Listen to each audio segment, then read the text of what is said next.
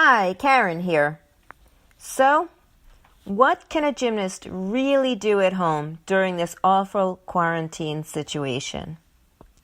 Well, every coach will say conditioning and stretching. I agree, 100%. Maintaining strength and flexibility is very important for the gymnast.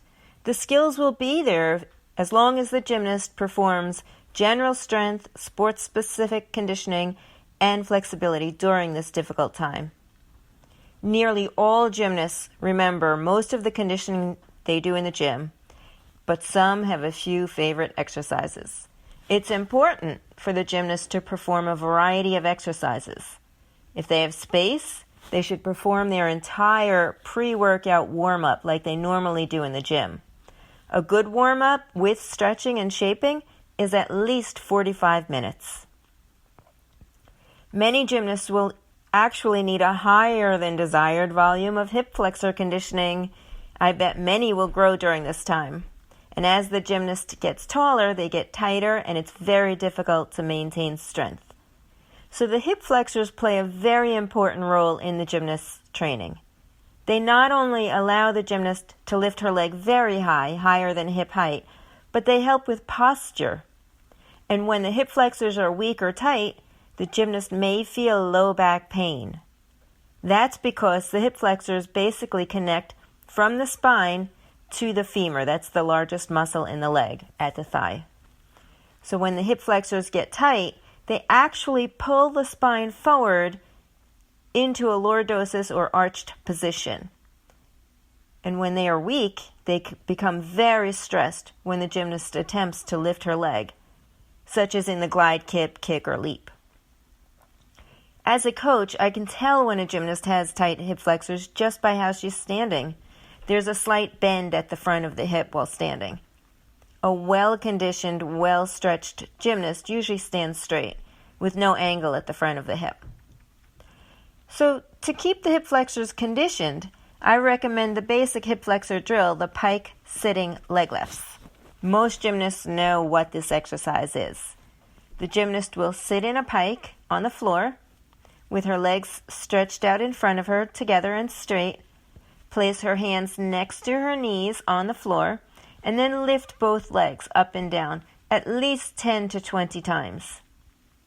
And for the hip flexor stretch, I recommend the gymnast do the kneeling quad psoas stretch with one foot out in front, one leg behind, pressing the hips forward and down, lifting the chest up, and also doing it with her chest on her knee. Most gymnasts know this stretch because it's the stretch that they do before they slide out into a split. But there are other things that will be very helpful for the gymnast to do at home, such as balance drills and visualization. For balance, the gymnast can do simple exercises, such as RDL exercises and needle kicks in slow motion with and without dumbbells in their hands. They can also perform arm routines. An arm routine is basically standing still or kneeling with your eyes closed and performing your balance beam and floor exercise routines just with your arm and head movements. That's really for visualization.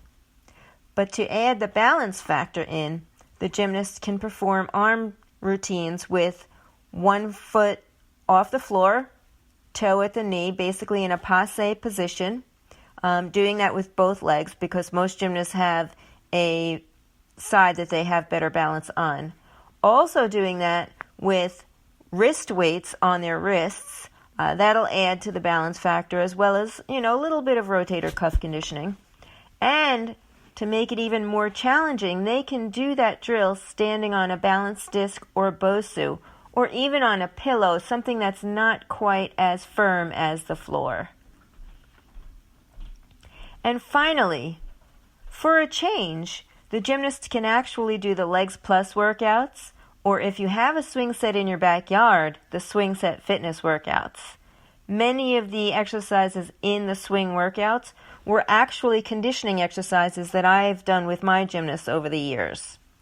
The legs plus workouts are really good for landing drills and actually bar conditioning because it's a lot of shoulder and low body conditioning as well as core and arm conditioning.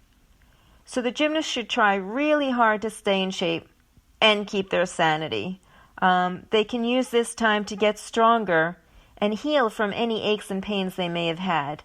Let me know how I can help your gymnasts. I know it's a difficult time for all of us. I'm here to help. The books mentioned can be found at gymnasticsdrills.com, legsplus.com, and swingworkouts.com. And my blog is karengoler.com. Stay healthy, stay happy. I hope to see all of my athletes real soon.